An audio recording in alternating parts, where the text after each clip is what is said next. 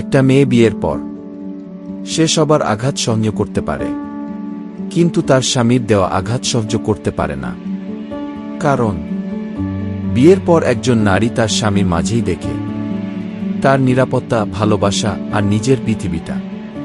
সে ভাবে, সবাই যদি কষ্ট দেও, আমার স্বামী অন্তত আমায় কষ্ট দেবে না।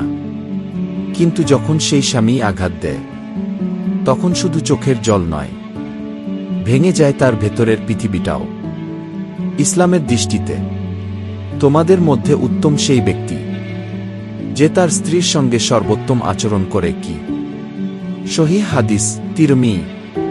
তাই ভালোবাসা মানে শুধু কথা নয়, ভালোবাসা মানে একে অপরকে আল্লাহর জন্য সম্মান করা।